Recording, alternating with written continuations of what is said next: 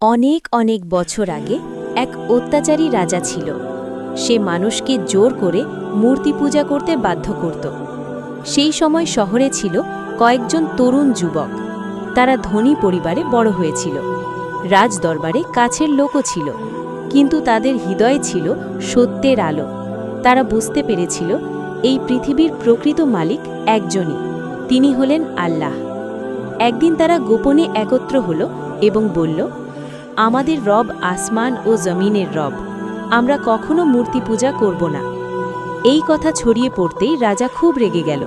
সে আদেশ দিল, তোমরা যদি আমার দেবতাদের সিজদা না করো তাহলে তোমাদের শাস্তি দেওয়া হবে। যুবকেরা ভয় পেল না। তারা সিদ্ধান্ত নিল, ঈমান বাঁচাতে হলে সব কিছু ছেড়ে যেতে হবে। এক রাতে তারা শহর ছেড়ে পাহাড়ের দিকে চলে গেল। তাদের সাথে ছিল একটি বিশ্বস্ত কুকুর। পাহাড়ের এক নির্জন গুহায় তারা আশ্রয় নিল। গুহায় ঢুকে তারা হাত তুলে দোয়া করল, হে আমাদের রব, আপনি আমাদের উপর আপনার রহমত দান করুন এবং আমাদের জন্য সঠিক পথ সহজ করে দিন। তাদের আন্তরিক দোয়া আল্লাহ কবুল করলেন।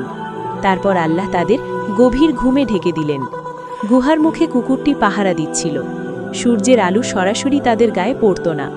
দিন গেল, বছর গেল, শতাব্দী পার হয়ে গেল। ৩০৯ বছর কেটে গেল।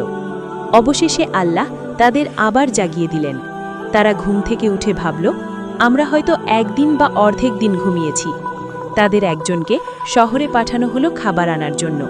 সে যখন শহরে গেল তখন অবাক হয়ে দেখল সব কিছু বদলে গেছে।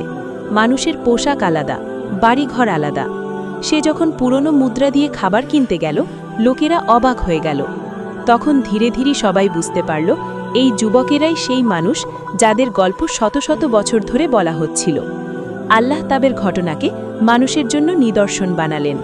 এই ঘটনার মাধ্যমে আল্লাহ মানুষকে জানিয়ে দিলেন, যিনি মানুষকে ৩০৯ বছর ঘুম পাড়িয়ে রাখতে পারেন, তিনি অবশ্যই মৃত মানুষকেও আবার জীবিত করতে পারেন।